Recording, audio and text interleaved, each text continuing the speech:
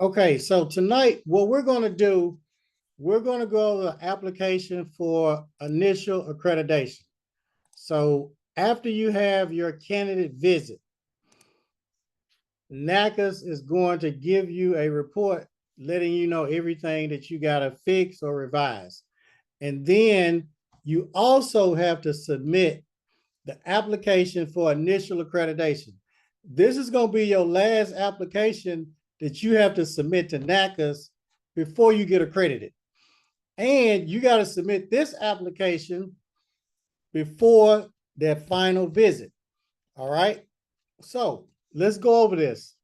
This is application for initial accreditation. We're going to go down.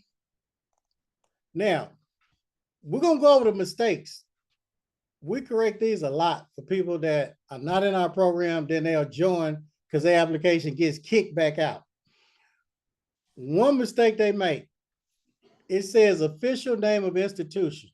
Now, if you look at this, it says must match institution's state license. A lot of schools will put an abbreviated name or a name that does not match the school license. It may be, I'll give you an example. It may be China's Beauty Institute. That may be the name that's on the license, but she may have China Beauty or China Beauty School, China Beauty College. That does not say China Beauty Institute, what's on the license. So you definitely want to make sure that you put the name right here that's on your license. Now, I know a lot of y'all are probably saying, well, that's just common sense. Well, it may be common sense, but it's not common practice. All right. The next mistake, alternate names that's used. When you fill out your candidate application and you put alternate names on there, you can put them on this application. But a mistake that a lot of school owners make, when they fill out their candidate application, they put NA for alternate names or abbreviated names. But yet, 6 months or a year down the road, when they fill out this application, they will put alternate names when they did not originally have any alternate names on their candidate application. That's a mistake. That's got to match up, so put NA. Now, on the street address, you see that it has this address in Suite B. It must match your school license. You'd be surprised that some of them will leave the suite off. Some of them will put avenue instead of street. NACCAS is very detailed. So whatever the address is that's on your license, it needs to match exactly. And a lot of schools make that mistake. So we're going to go on down. Institution telephone number. The email. That email that you have on file with NACCAS, when you filled out your candidate application, make sure you put the same email here. Okay? Put that same email. Another mistake, the website. Some people have a .com and they may put a .org or a .net. Do not make that mistake. Next step. Of course, everybody knows the contact person for all communications. That'll probably be the school owner or some of you all. You know your name, you know your address of the school. All right, go down here. Now read this, it must be a physical address, not a P.O. box. We've had school owners to put a P.O. box. No. All right, now, when you fill out your candidate application, it's going to ask you the date the institution was originally licensed. Make sure those dates match up. All you got to do is go on your back portal and look at your candidate application. Your current institution's license number. Your school license number. Every school has a license, and it has a license number on there. When we submit this application, you have to attach a copy of your school license. Make sure that that number on your license matches the number that you have. And basically what I'm telling you, their school license number is number 44. If we look at their school license, it needs to be number 44 on there. A lot of schools have missed that. Date the first class started. That's going to be in your back portal for your candidate application. For all of you all that have already filled out a candidate application, you already know that because you've already seen these questions. All right, date institution acquired by present owner if applicable. If you didn't purchase the school from somebody else, you put NA right here, okay? Now, go on down. What is the total number of students enrolled at the applicant institution now? Basically, you can put an estimate. It doesn't have to be the exact number right here. During the past 12 months, how many students was enrolled? You already know that. You the school owner. The past 12 months, how many students graduated? They said 1. I know y'all looking at these numbers, but one thing I want to share with you all, this school owner right now is accredited. So y'all see that 1, pretty soon that's going to be 100 graduated. Now, please indicate when the school is going to be closed. These dates should be in your back portal for your candidate application. All right. Now, next, does your institution offer instruction in a language other than English? A lot of you all are going to say no. However, we do have some people in the program that offer the program in English and Spanish. Okay, if yes, please identify the language. So if you're teaching it in Spanish too, you put Spanish. What is the total square footage of the school? That's easy for you all to fill out how big the school is. Now, one thing that a lot of school owners miss on this application, and some of y'all probably have already missed it. If you look down here, you see where I'm hovering over this, it says initials. The school owner needs to put their initials there. A lot of school owners miss that, and NACCAS kicks out this application. They send it back. So make sure you put your initials. Scrolling on down. We're going to page 2. Now, on page 2, when we fill this out, this school is a private for-profit, okay? So basically what we would do, we would take this and we would put private for-profit, put an X right there, all right? Now, when you fill out your candidate application, you've already seen a lot of these questions. Now, this particular school right here, they have an LLC. So we would check there where it's an LLC. If you have a school that is not an LLC or incorporated, then it's owned by individuals, okay? 99.9% of the time, it's going to be a private for-profit school. All right. Now, go down. Look at this type of ownership. List the names and address of the sole proprietor partners. Well, guess what? It's not a sole proprietor. What is it? An LLC. So let's go on down. And as we look at that, type B. So this is an LLC. So we check that. Now, one thing that we want to talk about, date of incorporation or organized. When you fill out your candidate application, when you're filling this out, you need to have your candidate application pulled up in your back portal. And I'll go to a back portal after this training to show you all. But everybody that was on last week, you saw a back portal of a candidate application. Make sure these dates match. Make sure that they match. All your corporate offices that are on LLC, put their name, the address, the percentage that they own. Now, some schools make mistakes.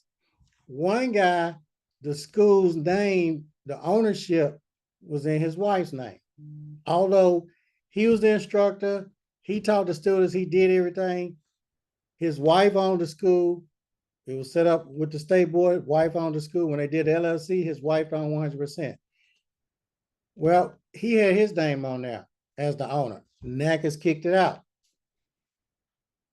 He filled it out again by himself without contacting us, and he put him and his wife 50-50. That's not true. On paper, when they originally did this, his wife owned 100%. So when they sent us the application, we read over everything and noticed, okay, you're not the owner, dude. No, your wife is 100%. So we got to remove your name. So put your address, phone number. It's got to be a physical address. Going down. Now, another mistake that school owners make, and all these mistakes that I'm pointing out, I know a lot of y'all on here probably saying, oh, well, that ain't nothing. I'm telling y'all, these people that fill out these applications by themselves or that's not in the program, they mess up every time. And it's something that y'all probably don't even notice now. Right here at the bottom. The initials. But also this page, guess what? The reference number. Now, I'm going to share another mistake that they make. When you're filling out your initial accreditation application, you're no longer in candidate status. Okay, you're now in initial accreditation status, which means this C right here, do y'all see this C? Let me highlight that. That C is no longer a C. It's an I. And if this school looks in their back portal, they will see that that C, instead of candidate status, has turned into initial accreditation status. Not accredited status, but initial accreditation. We're not accredited yet. We're almost there. Very important. So I'm sharing a lot of things that nobody really knows. Going down. This question right here, they're asking, when did NACCAS come to your school for your candidate visit? What was the date? This was the date that they came to that school. Next question, list all names and locations of all the other institutions offering this program. They don't have any other institutions. They just got that one location. So we put NA. Is the school accredited by another agency? No. And these questions are on the candidate application too. Have they ever tried to get accredited by another agency? No. Okay. Are they recognized by some other accredited agency or their campus or whatever? No. NA. Going down here. Look. Has the owner employer institution ever been debarred by the federal government? No. So they put no. Has the owner institution ever been denied candidate status or anything? No. Okay. Please indicate if the institution contracts with any institution district, state funded programs. This school, no. And most of y'all are going to say no. However, we do have some people in the program. In particular, a lady in New Orleans did a program. She's contracted with the local state teaching the high school students where they leave high school and come to her school. She gets hundreds of thousands of dollars a year. They don't have that program in every state. I know y'all will be calling and asking me, well, how can I get in that program? That's not in every state. She happens to be in New Orleans, Louisiana. Okay, the person responsible for day-to-day operations. That's 99% of the time the school owner. Now, the designated accreditation liaison. That's the person that NACCAS is going to be talking to when they come to your school. The head honcho. That'll probably be you, the school owner. Now, another mistake people make where it's got email and phone number, sometimes they forget to fill that out. Make sure you fill this out. And of course, at the bottom, the initials, but we're now what? We're not in candidate status, we're in initial accreditation status, an I. Okay. And the school owners won't know that. Their applications get kicked out all the time. Every week, we have somebody, a school owner, reaching out. They follow us on social media, they watch, stalk, and do all that. But when they get they applications kicked out or NACCAS doesn't accept something, they are blowing us up, wanting to join. And we'll look at it and say, okay, this is what we got to fix. Now, let's go down here.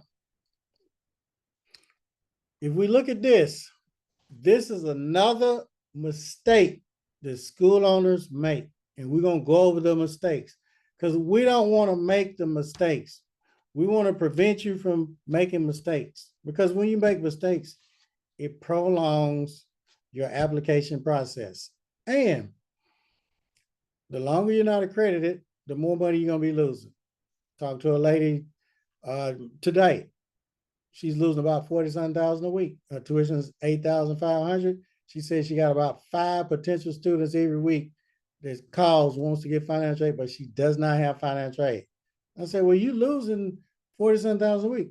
Well, I didn't realize that. Yes, the average school owner that's not accredited.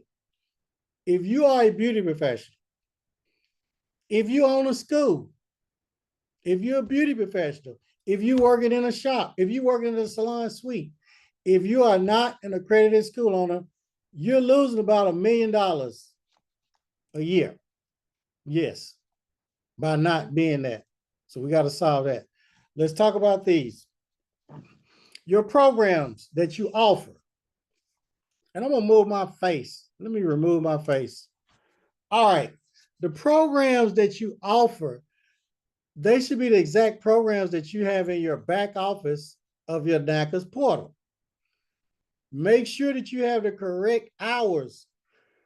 Some schools don't have the correct hours. Very important. Okay? Next, if you look in your back portal, this should match up. Now, you're asking total weeks required to complete full-time student. You're asking why she put NA, because she didn't have a full-time program. If you have a full-time program, you need to put the number of weeks. Part-time program, you need to put the number of weeks. If the program's taught in English, do you offer distance education? She did. All right. Now, look at the tuition. She had her tuition. Now, let me tell you this, a mistake that people make. It said tuition. It did not say total tuition. Remember, on your enrollment agreement, it's got your application fee, your books, kit, and it has your tuition fee, and then total tuition fee. Big difference. This is just the tuition. Your tuition may be $7,000, okay? And just say the application fee is $100. So now we're at $7,100. And just say your books and kit are $500. So that's $7,600. What we going to? Grand total, $7,600. Because application 100, tuition 7,000, 7,100. The tuition 7,000, so 7,000 plus the application fee, 7,100. Books and kit, 500. Total tuition is 7,600. Tuition, remember, we said was 7,000. A lot of schools get this wrong. Okay, total number of current students in their program, they have that. Date of first graduating class, they put that in there. Number of full-time instructors, they didn't have any, they had 2 part-times.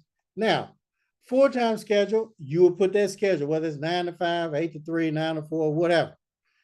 If you close on Sunday, put close, all right? Or NA. So they didn't have a full-time schedule, so guess what? I had to mark all that up because they didn't have a full-time schedule. They had a part-time. So now we know how to fill out their schedule. All right. This is what we want to do. Next, I'm gonna go to another program that this school is teaching. So let's go to the next program, and we're going to go through this again because it's very important that you all understand this. So let's start at the top. Barber Instructor 100.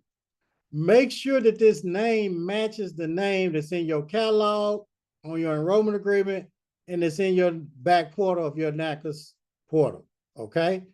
Sometimes people may put instructor 1000. Nope. If it says Barber instructor 1000, it must match exactly. I'm telling you, NACCAS is very detailed. All right. We're going to keep going. Put the amount of hours. We've already gone through this. So you already have this. Remember the total tuition? It doesn't go here. Only the tuition. Not books and kit, not registration, application fee, just the tuition. So we know how to do this. Let's move to the next page. Now, moving down here, don't forget to put your initials. Now we're in initial accreditation status. And here we go. On to the next page.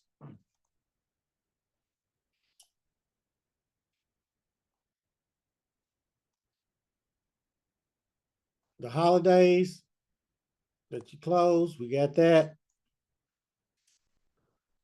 They don't have continuing education classes, so that's no. NA right here. Now, let's talk about the financials. We're going to talk about the financials because that's very important. In this video, it won't be on YouTube. So I can really go deep into financials and share some things that Miss Velma shared with me. And this is what I'm going to do.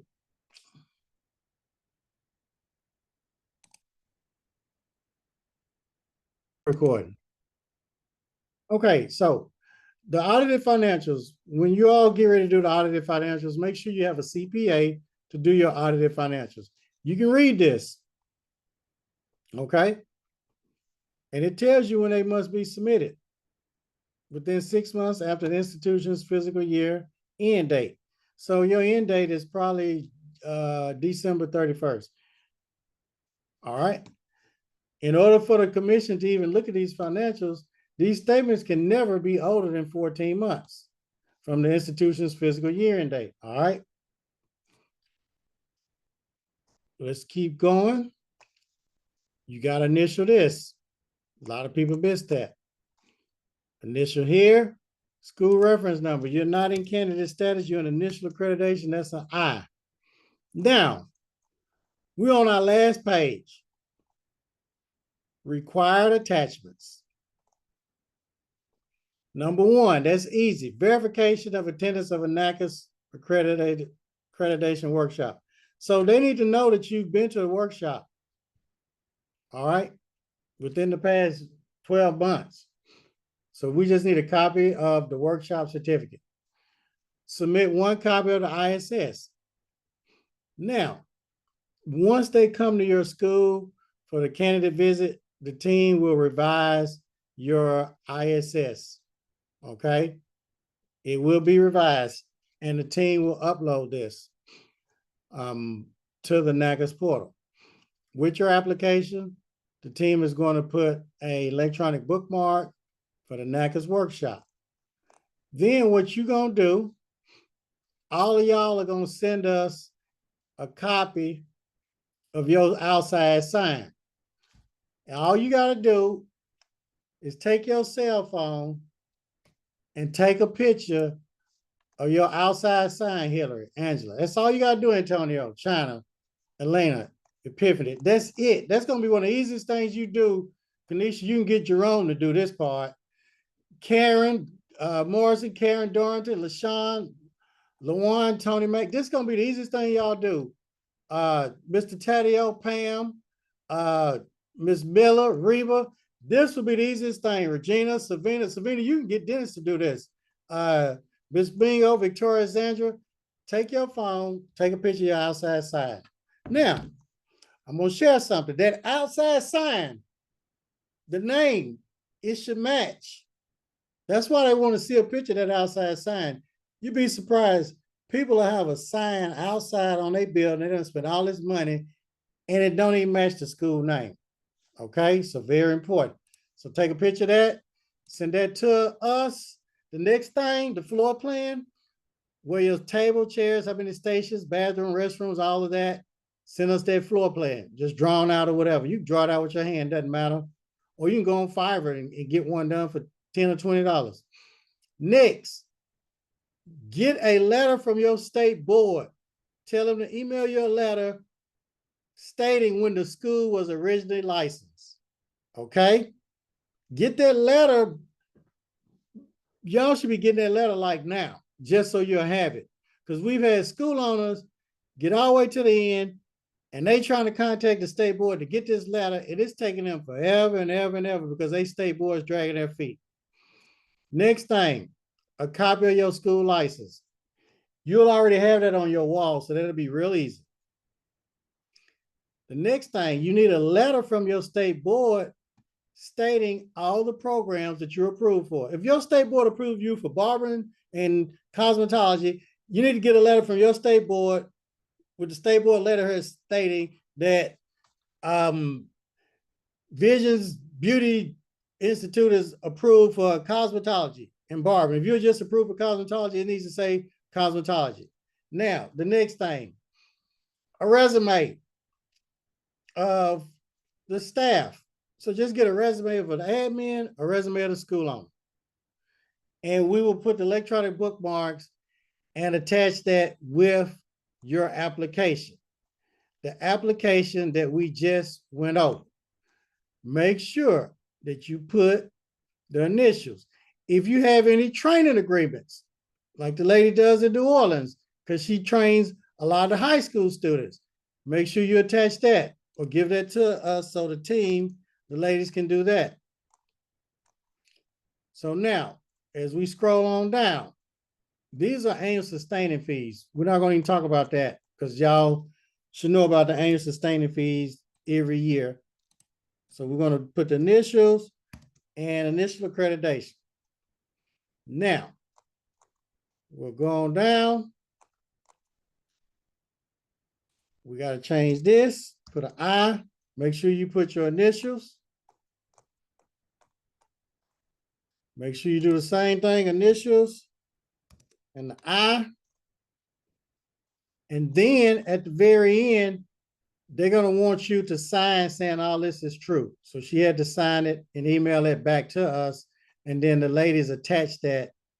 They attach that. Now, it's something that I want to share with you all. We're going to come back up here. Let me go to the very top. We'll go to the top. Everybody always asks this question. We're at the very end. We just completed this. We're done, y'all. Now, your final application is the initial accreditation application. When you get to that part, you running, you done hit the curve. You coming down home stretch, y'all. This application is $5,700. Now I know you're saying, whew, that's a whole lot. It is, but when you get accredited and you get approved with the U.S. Department of Education, you're going to be charging probably $20,000. Once you get accredited, you can immediately change your prices. My school was $20,000, and this was back in the day. I had the most expensive barber school in the whole United States, way back in the day. Why? Because you're the best, LaJuan. You're the best. That's why, LaShawn, Angela, you're the best. Antonio, you're the best. China, you're the best. Elena, you're the best. Epiphany, you are the best. Get in your head, Kanisha. You are the best. Karen, Dorothy, Karen Morrison, you are the best. LaShawn, do not shortchange yourself. You're the best, LaJuan. Tony Mack, Mr. Teddy L, Pam, you are the best. Miss Miller, Reba, you are the best. Regina, Savannah, you the best. Tessa, you are the best. Victoria, Zandra, nobody's better than you. A lot of these big corporate schools graduating these students, they're the most expensive. And guess what? Most of them not teaching them nothing. Y'all done had to retrain them in your shop. So you should be charging top dollar because you are top dollar. Not only are you going to be teaching them about the beauty industry, you are a doctor, a lawyer, a psychiatrist, a minister. You're everything to these people. You'll be ministering to them. It'll be a ministry. So you deserve to be compensated. When you get accredited, you deserve to be compensated. If your tuition is $10,000 and you got a Barber Cosmo program that's like 1,500 hours, the government is going to give you 10. If it's 20,000, they're going to give you 20. So why not be compensated for what you're worth? They will leave there knowing about credit, real estate, life, personal development, all of that. So you deserve to charge your worth. You're worth 20,000 a client. Yes, you are. So that's why I went up. It wasn't just teaching them how to cut and all that. No, it was a ministry. You're going to be helping people get their lights turned back on, their water. I mean, I encountered all types of stuff. Buying the men and women deodorant, the women sanitary napkins, all types of stuff. There are people, students that didn't even have the bare necessities. They didn't even have the bare in survivor mode. So yes, when you're compensated, you will be able to help all of them and change their lives. So today we went over the initial accreditation application. Hopefully you all learned some things today. That's it.